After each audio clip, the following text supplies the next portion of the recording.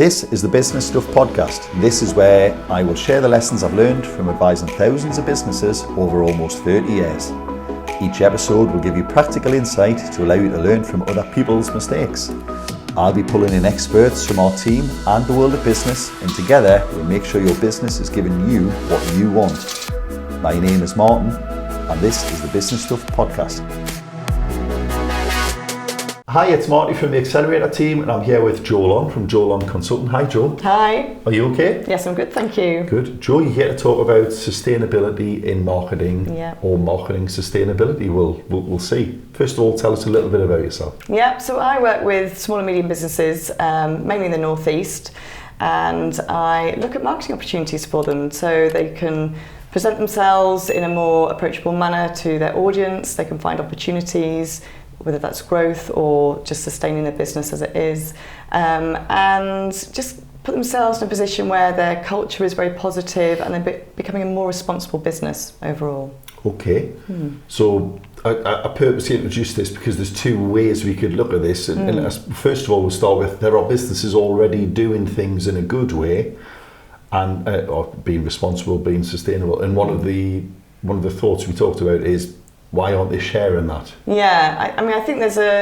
there's one element around the whole kind of greenwashing or blue washing or whatever, that kind of fear factor of actually telling people and being open about that, because, you know, there are Do you think people might just think they're greenwashing? Well, yeah. Should we say what greenwashing is? Greenwashing is basically where a business is saying they're doing something positive, but actually it might be a bit of a cover-up because they're not really changing the way they're working, or it's maybe not as truthful as authentic, or maybe it's transparent. You know, they may be reporting a number, but actually the real numbers behind that don't actually add up. So offsetting is a simple way here. Now, some businesses can't change everything. Absolutely. But someone who hasn't made any effort, but then goes, don't worry, we're going to buy some carbon credits. Or or buy some trees. Plant some trees somewhere. Yeah, but you should be trying to reduce rather than just counter. Ideally, you want to look at your own business first and see where you can reduce your emissions, because that's when you're being really proactive about it. Get that as far as you can, and then offset the balance if you want. But opening with an offset is greenwashing, isn't it? I think so, yeah. And, you know, again, it's about becoming a more responsible business, not just flying a flag or ticking a box. Yeah. You know? Do you think there's a stigma around that? Do you think that's part of the reason why people don't share what they're up to? I do, yeah. I do think that people are a bit fearful. You know, it's only now really where there are some very big corporates perhaps that have been taken to court over some statements perhaps that aren't as transparent or as authentic as big corporates haven't been telling fibs, have they? Well, maybe. Well, who knows? Because it's not necessarily announced, is it? So, and there's ways that they haven't gone to court about it as well. So that's a whole different thing, isn't it? But I think there are people that are a bit fearful about, you know, maybe I'll get greenwashed or trolled because I've been said this, and actually someone said, actually, you're not doing this. So as long as people are, you know, I always say to people, to businesses, that as long as you're showing progress. So you're saying we're working towards, or this is our goal, or we're going to test this, or, you know, what's the advantage of sharing that then?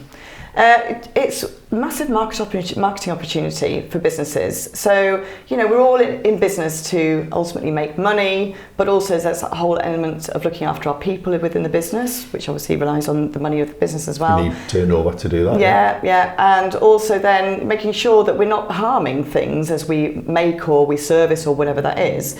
So I think there's definitely big marketing opportunities to be telling their audiences, their customer base, what they're doing well, because then it puts them in a better light, you know. And we all know the whole thing about, well, hopefully we know about the, you know, like trust, all that, you know, getting to know people, getting to know businesses, and the more you like, the more loyal you'll be. Do you see it as a bit more sharing their personality, what kind of values they are as a business? Story behind them, you know, and people then understand what they're trying to achieve as well. And maybe as a business or a customer community, they're buying into that and actually helping that business create that as well. You know, a lot of the kind of quite big green brands, if you like, or eco-friendly brands, they have a real loyal customer base because they're doing good things elsewhere. So then the consumer feels like they're also doing that good thing.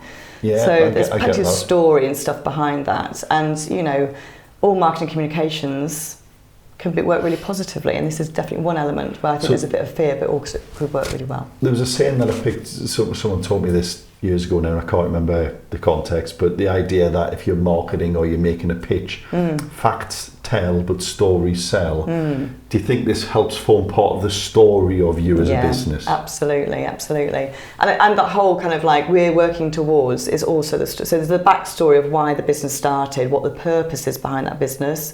Because again, although we're out to make money, there's usually, especially for a small, medium business, there's usually a really good story behind that business. Yeah. So that's a really good story to tell for a start. And then where the business is going, you know, I always tell any business leader that they should share the story of or their vision of the business to their employees, but also share it elsewhere, you know, if they're confident to. Because then, absolutely. Why wouldn't you want to be open about it? There's no reason to be closed. If you're authentic and you're genuinely wanting to achieve that, there's no reason to hide it. Why do you think businesses don't share their stories? Do you think it's like the British kind of... Yeah, I think a bit stiff upper lip. Because Americans are like gung-ho. Yeah, like, I mean, we don't celebrate. You've shared a bit too much, thank you. We don't overshare. We don't really celebrate as Brits either, do we? We don't celebrate our successes. And again, that's stories as well in itself, isn't it? You know, and it doesn't have to be awards or things, but it's just, you know, there was a company that I spoke to a few years ago, and they were really trying hard to be kind of more responsible with their packaging and things like that, but they couldn't find one bit of packaging to replace a plastic piece. And so they said to their customers, well, we can't actually find a solution yet, but we're working towards it because otherwise it will compromise the product you get. And actually that's the most important for us right now. So we've done all this other stuff, but our story is we're still working towards it. But actually, until we find an option that we know is going to deliver the right product at the right quality and all that kind of stuff, the experience you expect, or better than hopefully, then we're not going to shove that. We're not going to share that. But you know, we're working towards it. So I don't know. I think we're just a bit shy, maybe. What do you say to the argument, which I'd never really heard till someone told me? They said, you know, it's great that you do good things, but why do you feel you have to share it? I suppose you don't have to share it. Surely you can do a good thing without sharing it. Yeah, and there might be things that you don't want to share. So maybe you do lots in the community, you don't want to share it. But again, from my point of view, why wouldn't you want to share it? Like, why wouldn't you want to say we're helping our community? Because that also boosts the community then, doesn't it? Yeah, because I thought about that for quite a while, and I thought, you know, if we've done something good and we've helped a charity, it's not, aren't we nice? We're spotlighting the charity. Yeah, that's exactly the way I see it. That's hopefully the way that people would approach it. It's not just about... We've helped this local community group. Did you even know this community group existed? Well, you do now. Yeah, exactly. So we're sharing them via our audience. Now, maybe I'm being a bit egotistical there, but that's I think one reason why I think you would share it. And I think, you know, maybe some companies who just push some money to a charity or to a whatever community group or whatever, just for sake of ticking the box, like I say, and giving the money because then we've done our bits. Well, maybe that's not such a great story because it's not a, you know, feel-good story. You don't really know where the benefit is. You don't know what the longevity of it is, all that kind of stuff. But like you say, if you sponsor even the local footy team, like the kids' footy team, and they go on to win a cup and you provide medals for them all, and, you know, it's a really good feel factor, isn't it, to that? Again, it's part of the story of the business. What kind of business are you? It's the values of the business, isn't it? Do you think there's a chance in the future as well, then, Joe? So we've mentioned in earlier episodes talking about things like sustainability, etc. That at some point your customers are going to start asking you about these anyway, aren't they? Yeah, and it's already happening, really. We ask our suppliers now. We say we need to make sure that you're not, you know, you're conforming to like all the anti-slavery legislation and ideally paying a living wage and, you know, producing things in a sustainable way, etc. So we are already asking that of our suppliers. At some point, that's going to it will bleed down. Become more and more interesting, isn't it? It's a lot more. It's going to happen more often, I suppose. I think eventually it will become compulsory or legislative. But you know, things are happening now where, again, businesses I work with are being asked by their perhaps bigger clients to provide information and progress and goals and things like that, so they can do their full reporting. Because, you know, it's not just about your business; it's about the whole value chain, really. You're a cog in that supply chain, aren't you? Yeah, absolutely, and it goes both ways as well. So, you know, if you're a middle business, for example, then it might be your customers also who are then distributing to a consumer. what are they also doing? So, are you, between you, working together well to make sure the consumer gets a product that's, I don't know, got a longer lifespan, or the disposal of it is really effective and more easier responsible, to reuse, recycle. Yeah, exactly, all that kind of stuff. So there's a really, really long kind of chain of command, if you like, to look at that, and it is going to filter down, and it is being asked of businesses now, smaller businesses. I think the really tiny businesses, or maybe some small businesses, think that they probably won't affect them, but I think it will be asked of them. And even from a consumer perspective, I'm sure, we all have our own values, and therefore if one of your values is looking for responsible businesses or sustainability or organic or whatever that is, you seek them out. We're all already making those kind of educated decisions, aren't we? Early adopters in this buying process, that I can remember, wow, it feels like 50 years ago, but it won't have been. I'm not even 50, but I can remember when things like green energy were first starting to be, like EDF would go, we've got a green tariff now. And it was just that little bit dearer, but you go, I don't mind, I'm trying to... I suppose food is the classic one. A free-range egg, or grass-fed beef is dearer than, the commercial capitalist kind of beef, I think that's isn't a whole other story though as well, isn't it? Oh, no, like a whole discussion, the whole food thing of like... but I suppose my point is, like, people will buy the thing that aligns with their values. Absolutely, yeah. Even if it's dearer or more awkward, there is clearly this thing other than just cost that drives people to make that decision. I mean, even for me personally, I buy fish once a week from my fish man who comes locally to Barney. And is this the seafood man who comes into the pub on Friday? No, it's not. It's that's a joke. Is it? Right. Yeah, I won't get that. Sorry if that's is that any joke? It's a regional joke. Anyone who was drinking in the Northeast 30 years ago, there was a bloke with fish sticks who would just walk around the pubs going, seafood. No, definitely not that. Definitely not that. You're buying from the fishmonger. I buy it from the fishmonger who comes in a van, but I buy like wild salmon. Because I know where it's come from, you can tell me exactly where it's got it from. I know it's not farmed, and that's my preference. But I can only afford to buy it once a week, So, but I make my choice. So we will only have that fish once a week, but I'll buy the best fish I can buy. So there is that consumer purchase decision definitely happening. But like you say, and if you're not sharing that, people won't know to come to you to buy for that reason, will they? Exactly right. So you can capture a new audience. Or you can enhance the audience you already have because of those extra qualities you have. But unless people know about it, unless you tell people about it, they won't know about it. And that is the key thing. That's where the stories come in. How do you think, then I suppose crossing over to the marketing side then, two questions, and we can approach them any way you want. It's maybe part of one question. How do you balance getting this messaging in there without... look at me, virtue signal kind of thing. And also, how do you do it if your underlying trade is a tricky one? Yeah. So if you're a petrol station or... Personally, it's not their fault, cars need petrol, but how do you do it if you've got that delicate balance? I think it's all about transparency, really. So even an industry like the petroleum industry, which hasn't got a great rap, even the stuff they do, they're making massive profits on stuff that we've been told that we shouldn't consume and all that kind of stuff. But there is good in there. So again, it's highlighting those projects where they're being really positive. So perhaps they are...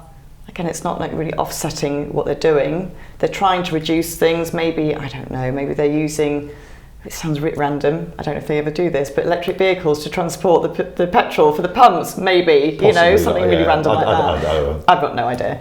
But also then it goes back to kind of the CSR side, so the corporate responsibility. So are they working with communities, local communities to then... It'd certainly be nice people, and they can treat the places where they're extracting the communities around them. It's not just the pure product is hard to avoid there, isn't it? Yeah, it really is. But it's other things. There's a lot of other things, So I suppose you can say that's kind of offsetting, but it's actually them making good for the stuff that they have to. After all, they sell petrol. There's nothing they can do about that. Really. So, I suppose the point is you've got to make sure that the messaging comes across as someone who has tried what they can, done what they can, and then this is how we did it, rather than we're just going to plough on. But meanwhile we've pretended to do a couple of nice things. And sometimes, like if you look at reporting, I was talking to someone yesterday actually about this, because it might be, certainly for a service industry, it can be quite hard. If you've got a really, super efficient building already and you literally sit at laptops and you don't really do much, I mean, obviously your data will have some emissions and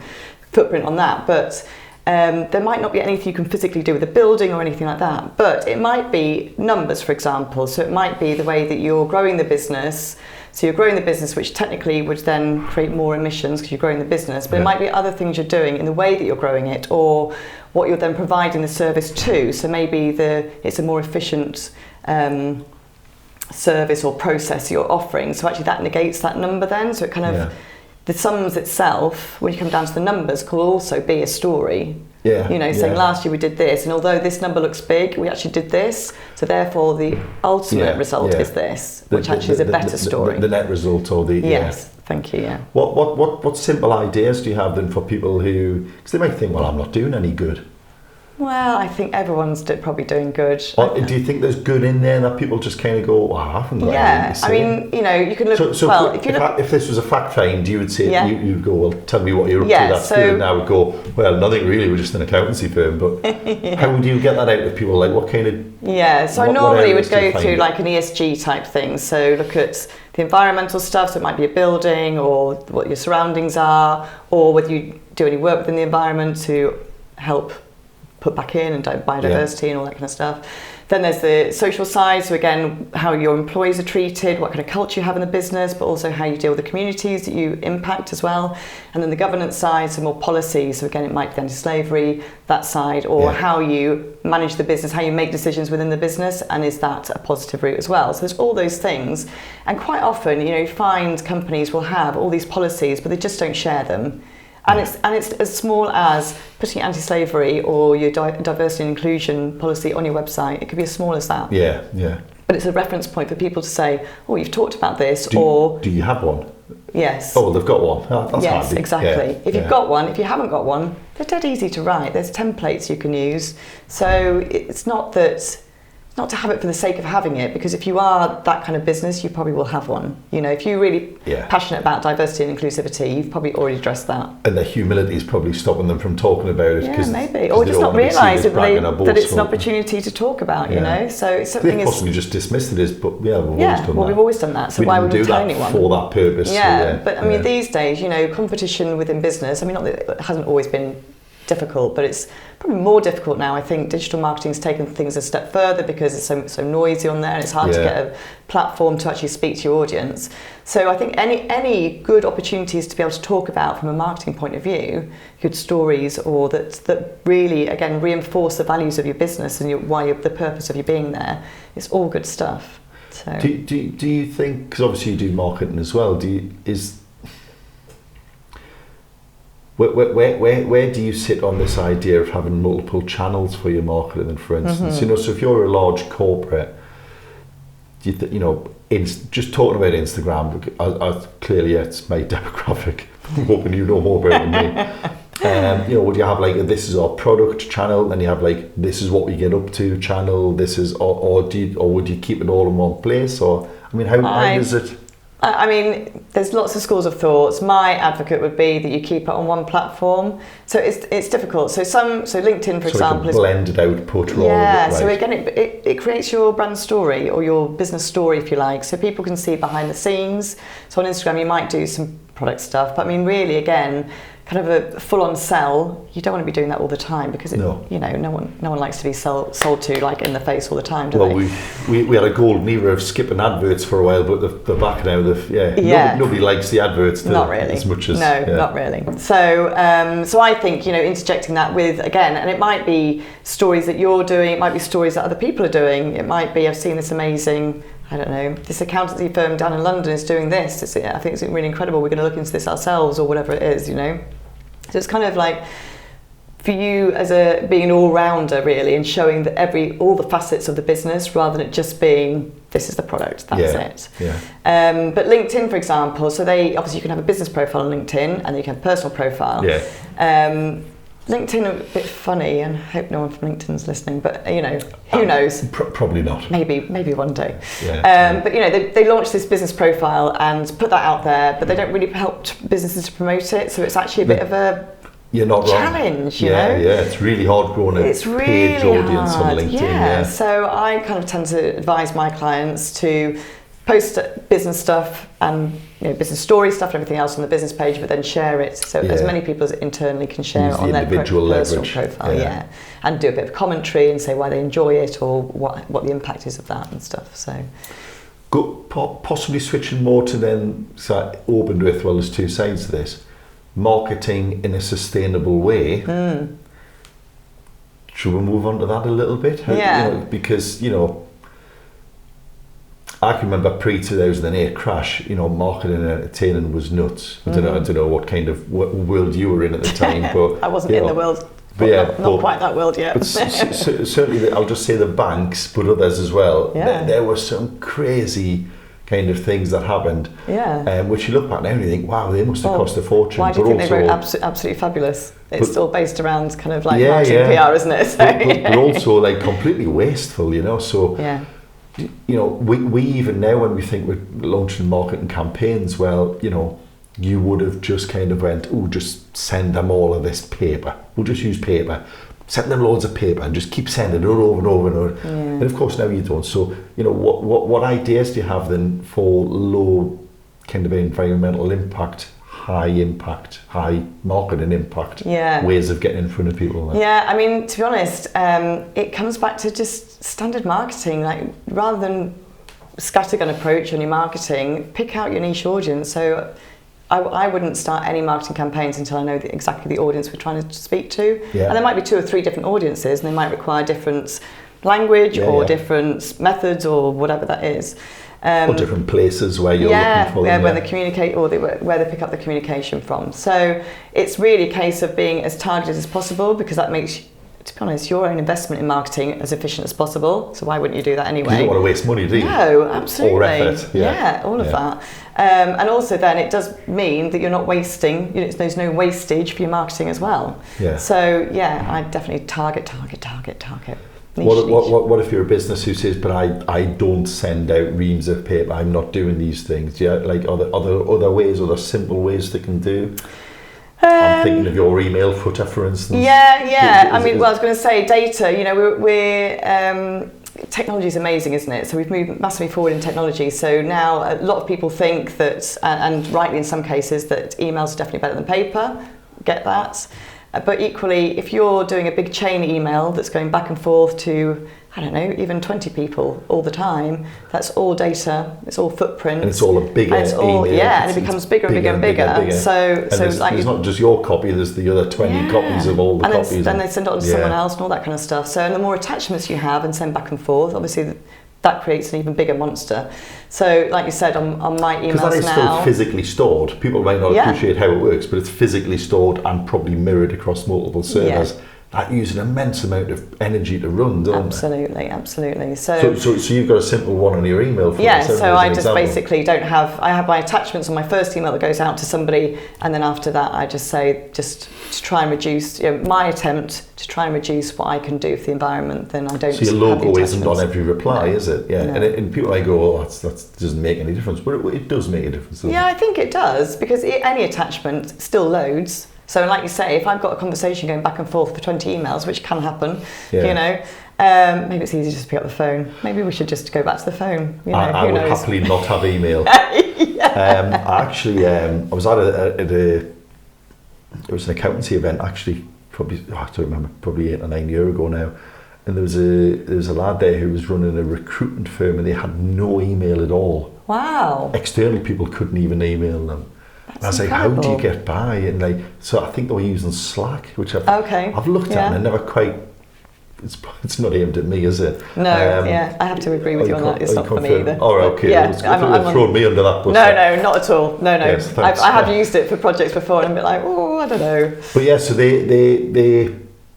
they avoided that whole, 82 people all staff email with 7 replies by just not having email. And it's a tough one, but that's quite a stance to take, isn't it? Ways to do it, aren't there? Yeah, there's definitely ways to do it. It's just whether you want to actually do it, really. But it's also looking at the business and seeing actually what works, because there might be some businesses that you have to have email. Yeah. I think I work for myself, so trying to get my clients onto Slack to have conversations, I think one or two of them might be all right with it, but majority probably not. Yeah. So the email's New still going to stay. prospects would tend not to reach out on an obscure method. Yeah. You want to click a contact on the web and send an email. Yeah. But also things like your website, make sure that's really efficient. So it doesn't load times. All that, you don't have loads of really heavy pictures on there. So I think we had a video that ran automatically. I think we've stopped that. It just we never even thought about it until we did it in order. Yeah. Jo, in our last 2 minutes, can you give us the one thing that you just see people keep getting wrong? What, in marketing? You can answer that however you want. Oh, Lord. Ideally within marketing or sustainability. But feel free to put the world to rights if you Yeah, I don't think there's a platform for that, is it, really? Yeah, no, we'll stick on the specialist topic then. Yeah, okay. Yeah. Gosh, the one thing that people are getting wrong... Are people trying these things and just doing it in such a bad way you think, really I think consistency is probably the biggest thing. I think there's still... a bit of an attitude around marketing where if I just do this, then it's going to work magic and that'll do. When actually marketing can take anywhere between probably 6 or 12 months to actually make an impact. Right. Before you really see proper results coming back. So it's kind of sticking with it and testing and trialing it. So it's being consistent with that activity rather than just saying, well, that didn't work. I did that and it didn't work. I remember having a conversation with someone. It was more to do with networking than marketing, to be fair, but it's all trying to get work and content. Part of the umbrella. Yeah. And networking's a subcategory, I suppose, isn't it? Totally, And I remember saying, how did you get on with, I'll just say Betty, it doesn't matter the names. No.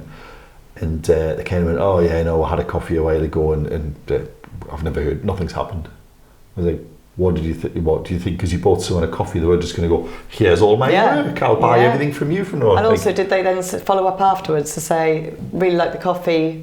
Let's do it again. Yeah, or here's the thing you talked about, I'll help you first. Yeah, or here's a signpost of something else demonstrate that you mentioned. Goodwill. Yeah, it's so weird. Yeah, I mean, and that's a bit like saying, well, I made a video. Yeah, I made the video, stuck it out there. Yeah, what do you think was going to happen? And I stuck it everywhere. Yeah, okay, good. Yeah. Right. Once. Yeah, brilliant. In a fleeting world with, I don't know what the data is, but it's probably like 500,000 hours of video uploaded every minute on YouTube. Yeah, I mean, it's crazy. So your one video was going to do something, was it? And it's, I'm flying the flag a little bit for mixed marketing as well at the moment because, we're so swayed towards digital and talk about digital all the time and social media, and that's not the be all and end all of marketing. That's not the only marketing we can do. So there'll be radio, there might be leaflets, there might be newspapers. All the old things haven't gone altogether, have they? Networking is like absolutely, bang on for creating opportunity. Good. All that kind of stuff, word of mouth referral, that kind of process. Thank you very much, Jo. We've covered a lot there. Yeah, I think so. And it's been great having you. So thanks very much. Thanks for having me. I hope you've all enjoyed that. As always, reach out. Jo's details will be in the comments, and we'd love to hear what you thought.